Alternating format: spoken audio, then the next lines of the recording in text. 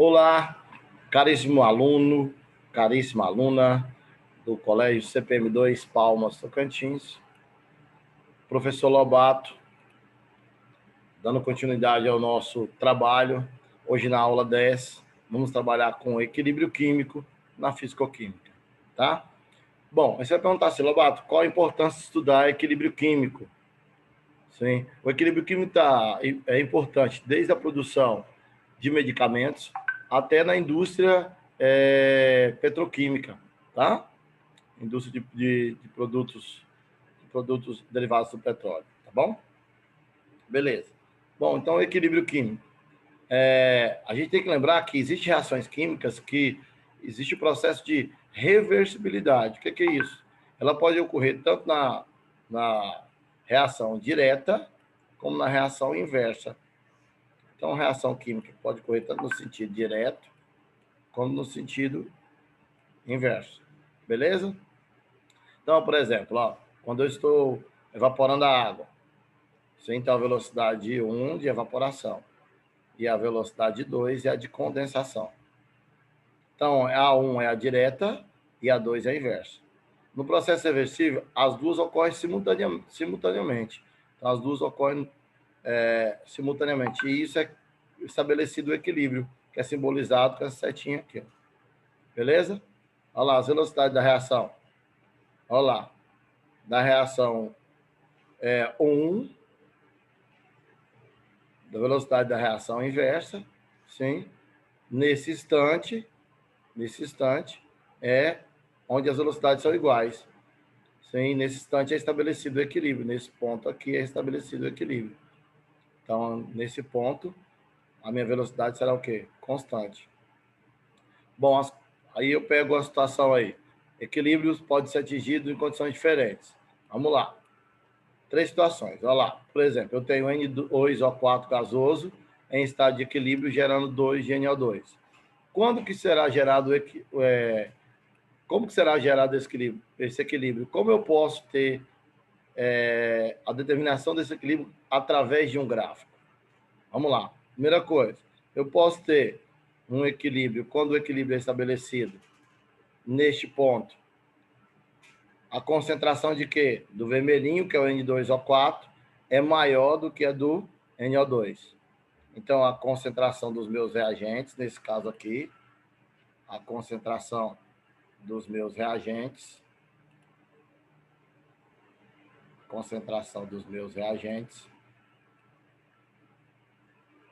é maior do que a do produto. Sim? Ou eu tenho a situação 2. A situação 2 é estabelecido equilíbrio nesse ponto, né? Onde ele marcou aí. E agora a concentração dos produtos é maior do que a concentração dos reagentes. Sim? Ele fala a concentração do N2O4 é menor do que o NO2. E eu tenho quando no equilíbrio as concentrações são iguais. Então eu posso ter três tipos de gráfico. Um que o reagente, quando estabelece o equilíbrio, o reagente é maior que o produto. O outro, quando o equilíbrio é estabelecido, a concentração do produto é maior que o reagente. E o outro, quando a concentração do produto e do reagente é o quê? São iguais no equilíbrio. Sim? Os equilíbrios, no equilíbrio a reação inversa direta ocorre ininterruptamente, ou seja, não cessa. Isso quer dizer ininterruptamente, quer dizer que não cessa. Então, as velocidades são iguais. As concentrações de todos os participantes, reagentes e produtos, tornam-se constantes e não necessariamente iguais. Então, o que é igual é a velocidade. As concentrações não obrigatoriamente serão iguais. Só ocorre que o equilíbrio químico só ocorre em sistema fechado. O que é isso? Não troca matéria com o meio ambiente. Beleza? Bom, a constante de equilíbrio. Se eu falo para você que a velocidade da reação direta, lembra a velocidade da reação é quem? A lei de Gutenberg-Vage é K, que é a constante, vezes a concentração dos reagentes, não é isso? Por exemplo, na reação A mais B, formando AB. A equação da velocidade vai ser o quê? Vai ser a constante da reação vezes a concentração dos meus reagentes. Elevado, se aqui for Azinho e aqui for Bzinho, vou dar aqui, deixa eu apagar, que o B lá não ficou legal. Se aqui for Bzinho,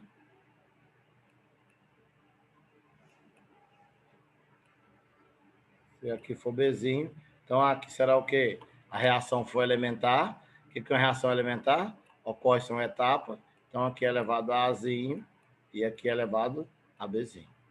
Isso é a equação da velocidade. Então, para a reação direta, será quem? Velocidade da reação será a concentração de N2 ao 4 elevado a 1, porque aqui é 1, vezes a constante. E da inversa, que é o contrário, vai ser a constante da inversa, K2, vezes NO2, elevado ao quadrado. Sim? Bom, lá no equilíbrio, as velocidades não são iguais? Então, eu posso igualar as duas aí, não posso? Então, eu posso igualar as duas. Igualei, ó, as duas reações. Sim? O que eu posso tirar daí? Olha lá, se eu passar para cá, o K2, vou ter K1 dividido por K2. A divisão de duas constantes vai dar outra constante. Eu vou chamar ela de constante de equilíbrio. Sim? Que vai ser quem? NO2 ao quadrado dividido por N2 O4 elevado à primeira. Sim? Então, toda reação química que está em estado de equilíbrio, a constante de equilíbrio em relação às concentrações, que eu posso chamar de Kc, vai ser produto sobre reagente. Tranquilo? Belezinha? A constante de equilíbrio é a razão das concentrações de quê? Dos produtos e reagentes, elevado a seus coeficientes estequiométricos. Olha lá, ó. Aí eu peguei alguns exemplos para você. Vamos calcular a constante aí? Vamos, ó. Constante aqui vai ser quem? Esse é meu produto, esse é meu reagente. Beleza? Então, eu terei o quê? A concentração do produto elevado ao quadrado, dividido pela concentração do H2, que é o reagente, elevado a 1, porque aqui não tem nada, é 1, vezes a concentração do I2 elevado a 1. Sim? Olha lá, a constante de equilíbrio. Aqui, eu terei o quê? A constante de equilíbrio, pode ser chamada de Kc também, que é em relação às concentrações. Então, se falar Kc, você não assusta. Será o quê? Concentração do NH3 ao quadrado, dividido pela concentração de quê? Do H2 elevado ao cubo, vezes quem? A concentração do N2 elevado à primeira, que aqui no meu coeficiente é 1. Agora essa aí, a de baixo, então a novidade. Olha lá. O que vai ser a constante, pessoal? A constante de equilíbrio vai ser a concentração do Fe3+, sobre a concentração do G+.